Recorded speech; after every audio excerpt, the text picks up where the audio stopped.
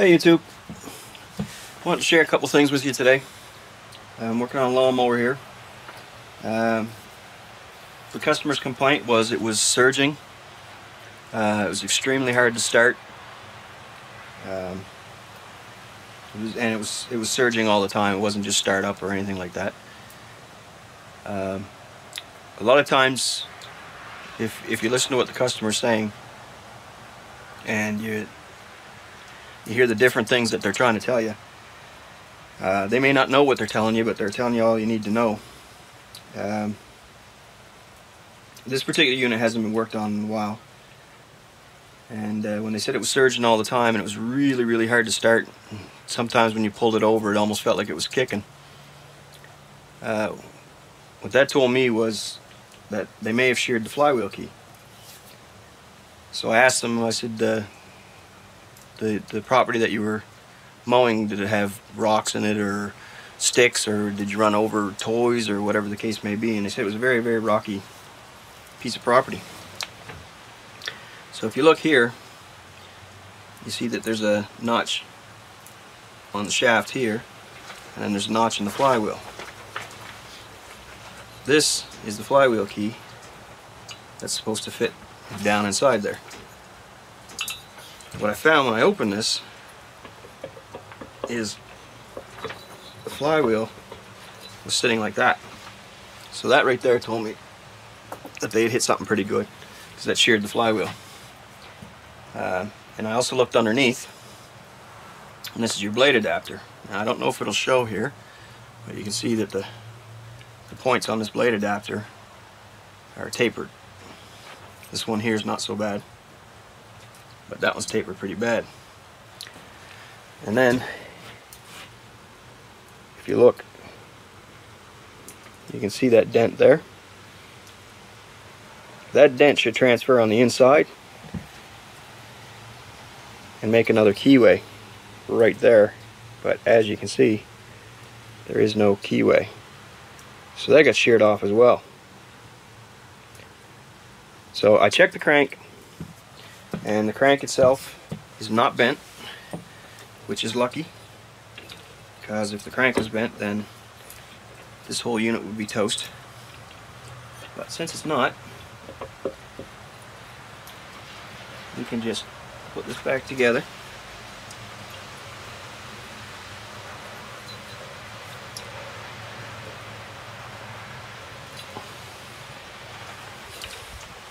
I have to get a new blade adapter,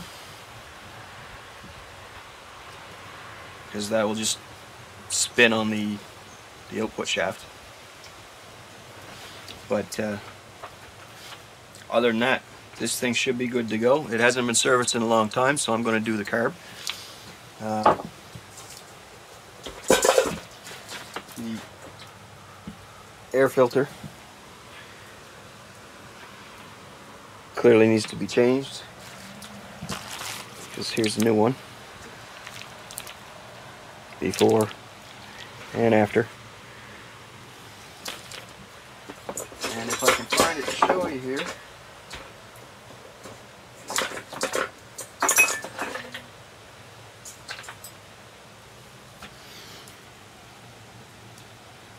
there's the pieces of the flywheel key that I found.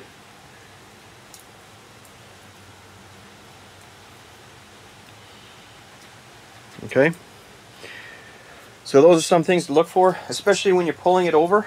If you find when you pull it over, it wants to pull back, don't run your machine. Okay, because I've done that one time, and I drew back on that really hard, and the pull handle came out and nearly ripped my nipple off. It wasn't a pleasant experience. So it is actually dangerous, because it changes the timing. So instead of igniting on the compression stroke, it could be igniting at different times and taking off when it's not supposed to. Another quick thing I wanted to show you is when you're working on blades.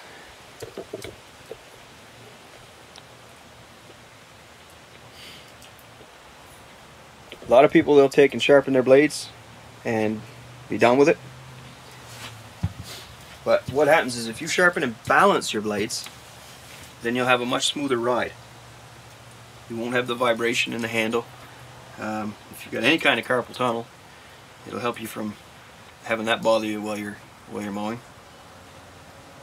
So basically all you do is you just sharpen it however you would. Some people will use a file, right? Some people will use a grinder, bench grinder, mini grinder, however you do it.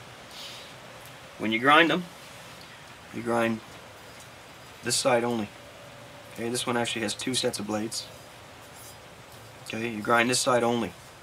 You don't grind that side, because what you'll do is you'll take off your sharp edge.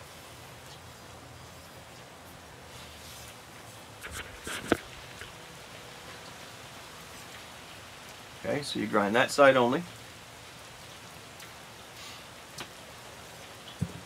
And then you put it on your trusty balancer.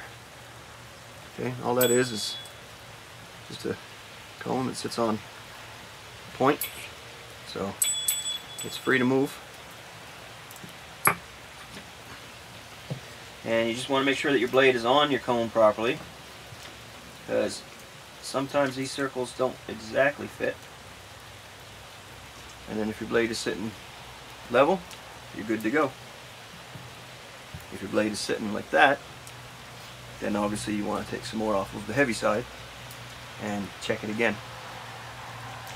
Okay, and that'll make your mowing experience a whole lot smoother, and you'll get a nicer cut, and it's a lot easier on your engine. Having this thing out of balance is like having the tires in your car out of balance. You can feel the vibration all the way through the car. If your blade is on balance, you'll feel the vibration all the way through the engine, up through the handle, and that's a lot of vibration for your machine to take. Okay, I also have the carburetor to do on this. I'll make another video of that. It's a 4-stroke carburetor. And if there's anything else you'd like to see, next time I have a mower, if you send me a note, I'll make sure I show that too. Thanks for watching. I'll see you next time.